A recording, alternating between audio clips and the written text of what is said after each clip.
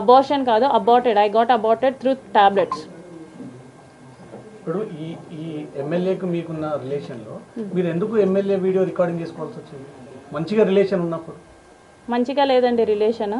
అతను ఒకనొక టైంలో 1 year తర్వాత నాకు తెలిసిన విషయం ఏంటంటే అతను నాతో మాత్రమే కాదు ఇంకొక 6 మంది అమ్మాయిలతో మాట్లాడుతున్నాడు. ఆ 6 మంది అమ్మాయిల్ని కలవడం, కలిసే ప్రాసెస్లో అతను చాలా ప్లేసెస్కి వెళ్ళాడు. అవన్నీ నాకు తెలియడం జరిగింది. అప్పుడే చెప్పాను ఎమ్మెల్యే గారికి, ఇది ఇలాగే వదిలేద్దామండి, మీరు కామ్ అయిపోండి, నేను కామ్ అయిపోతాను, ఇట్స్ నైట్ మేర్ లాగా వదిలేద్దాం అనేసి నేను చెప్పాను. కానీ అతను ఒప్పుకోలేదు. అతని ఎఫర్ట్స్ అతను పెట్టడం జరిగింది.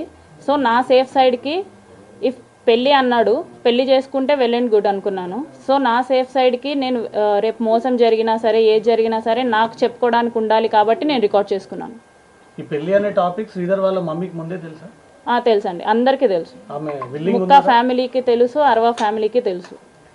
ఇప్పుడు దే ఆర్ నాట్ విల్లింగ్ అండి. కాదండి, ఇద్దరు పెళ్లి చేసుకోవాలనుకున్నప్పుడు మీ ఇద్దరి మధ్య ఎందుకు క్లాషెస్ వచ్చింది, ఎందుకు గొడవ తలెత్తింది, ఎందుకు విడిపోవాలనుకున్నాడు, దాని కారణాలు ఏమైనా? విడిపోయింది అతనండి, నాకు తెలియదు, ఇప్పటికీ రీజన్ తెలియదు నాకు. నేను అదే అడుగుతున్నాను. ఆల్ ఆఫ్ సడన్గా ఫోన్ స్విచ్ ఆఫ్ చేసేసి మాట్లాడకుండా మానేసింది అతను. దానికి రీజనే నేను అడుగుతున్నాను, అతనే చెప్పాలి. అంటే ఇప్పుడు మీరే చెప్పారు కదా మనం విడిపోదామని చెప్పి అన్నారు కదా, మరి అతనే విడిపోయా అంటే మీకు ప్లస్ పాయింటే కదా అయ్యింది.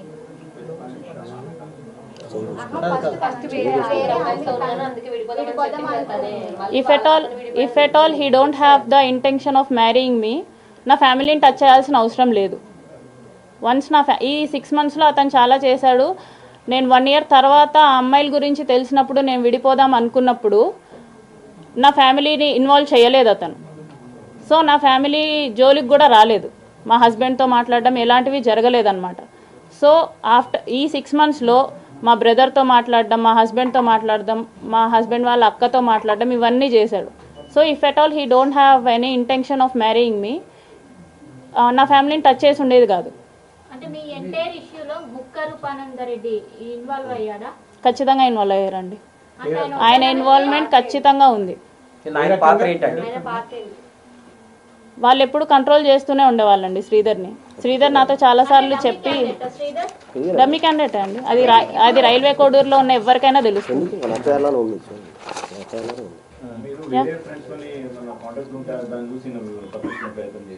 సారీ, వేరే వాళ్ళతో కాంటాక్ట్ ఉంటే చూసి తప్పించుకునే ప్రయత్నం చేశాను.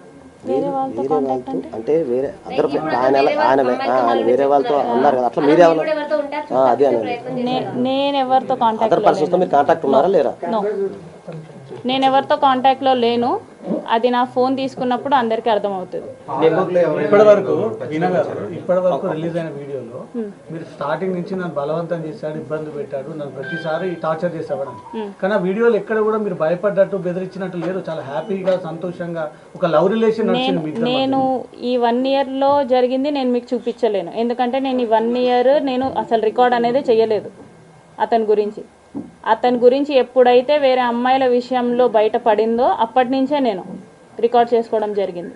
అప్పటి నుంచే తను నా మీద ఎఫర్ట్స్ పెట్టడం జరిగింది. నేను విడిపోదాం అన్నా కూడా ఏది ఇంకొకటి విషయం క్లారిటీగా చెప్తున్నా. నేను స్క్రీన్ రికార్డ్ చేసిన ప్రతిసారి శ్రీధర్కి చెప్పే చేశాను, శ్రీధర్కి తెలిసే చేశాను. ఉన్నారని తెలిసి కూడా మీరు ఎందుకు అతనితో ఆ వీడియో కాల్స్ అవన్నీ మాట్లాడడం అవన్నీ ఎందుకు చేస్తున్నారు? వేరే వాళ్ళతో ఉన్నారని తెలిసి కూడా ఇప్పుడు అసెంబ్లీ నుంచి వీడియో కాల్ చేసింది ఎవరండి? నేను కాదు. ఓకే, ఇప్పుడు ఒక వీడియోలో మరి తను న్యూడ్గా అవి కూడా చూపిస్తున్నారు కదా, స్టిల్ మీరు ఆ వీడియో కాల్ ఎందుకు మాట్లాడారు? కట్ చేయొచ్చు కదా, రికార్డ్ చేస్తున్నారు. అతను నేను కట్ చేస్తే నైట్ 11:30 ఆ టయానికి మా వాళ్ళకి చేస్తున్నాడండి. మీరు అక్కడ కూడా కాల్ కట్ చేసే ఆప్షన్ ఉంటుంది, స్టిల్ మీరు కాల్ కట్ చేయలేరు కదా అక్కడ. మీరు ఇది నన్ను అడగడం కంటే ఎందుకు చేసావని చెప్పి శ్రీధర్ని అడగడం బెటర్. త్రిసభ్య కమిటీ ముందు నిన్న త్రిసభ్య కమిటీ ముందు 7 గంటల విచారణ ఎదుర్కొన్నాడు. ఆయన దగ్గర కూడా చాలా ఎవిడెన్స్ ఉన్నాయి, ప్రొడ్యూస్ చేశానని చెప్తున్నాడు. నెక్స్ట్ మీరు కూడా కమిటీ ముందుకు వెళ్ళి మీరు కూడా అంశాలన్నీ చెప్తారా ఏంటి? నెక్స్ట్ ఎట్లుండదు? ఇప్పుడు అతని ఫోన్లో ఏమున్నాయో నా ఫోన్లో కూడా సేమ్ ఉంటాయి. అతను ఏం డిలీట్ చేసినా సరే నా ఫోన్లో ఉంటాయి, నేనేం డిలీట్ చేసినా సరే అతని ఫోన్లో ఉంటాయి. చాట్ స్క్రీన్ షేర్ చేశారు కదా అతను మీకు. అతను అడుగుతుంది అది కాదు సార్. స్క్రీన్ రికార్డింగ్ మీరు చేశారు, ఆయన కూడా చేశాడు. ఆయన దగ్గర కూడా చాలా ఉన్నాయి. నేను ఇలా చేశాను అని చెప్పేసి నాకు పంపించడం జరిగింది. అంటే ఇద్దరు ప్రీ ప్లాన్ గానే ఉన్నారు. ఎవరికి ఏది మోసం జరిగినా అదే అడుగుతున్నాను. అదే అతన్ని కూడా అడగచ్చు కదా.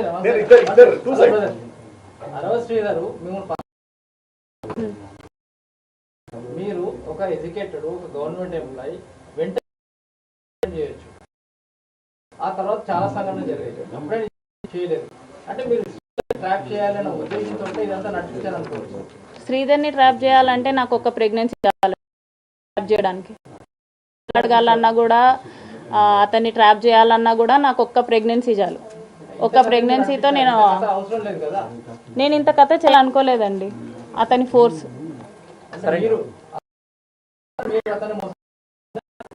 మోసం అని నేను ఎక్కడ చెప్పలేదు. మాట్లాడడం మానేసింది అతనండి. నేను మోసం చేయాలనుకుంటే నేను మాట్లాడడం మానేసేదాన్ని. ఏం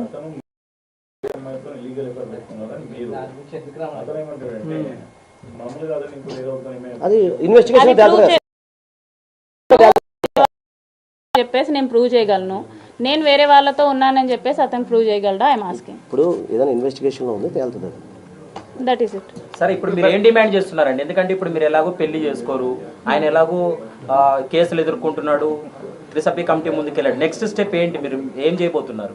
లీగల్ గా ఏ పనిష్మెంట్ కి డిజర్వ్ అయితే అదండి అతను. మేడం, మీరు ప్రజెంట్ ఎవరైతే మీ హస్బెండ్ తో ఉన్నటువంటి ఇష్యూస్ కు సంబంధించి కాకుండా ప్రీవియస్ గానే మీరు బద్వేలు పోలీస్ స్టేషన్ లో ఒక కంప్లైంట్ రైజ్ చేశారు. అంతకంటే ముందు కూడా మీకు మ్యారేజ్ అయిందని కూడా కొన్ని కంప్లైంట్ కాపీలను బయటకు వచ్చినాయి. వాటికి సంబంధించి ఏం చెబుతారు? ఎఫ్ఐఆర్ కాపీస్ చూపిస్తున్నారు, డివోర్స్ అయినట్టు కాపీస్ చూపిస్తున్నారు. అట్లా కాదండి, ఇప్పుడు మీరు హస్బెండ్ కాకుండా ప్రీవియస్ గానే అదే ఎఫ్ఐఆర్ కాపీ చూపిస్తున్నారు, డివోర్స్ కాపీ చూపిస్తున్నారా నాకు డివోర్స్ అయినట్టు? బద్వేల్ పోలీస్ స్టేషన్ నుంచి ఎఫ్ఐఆర్ తీసుకున్న వాళ్ళు కోర్టు నుంచి డివోర్స్ కాపీ కాదు కదా సార్.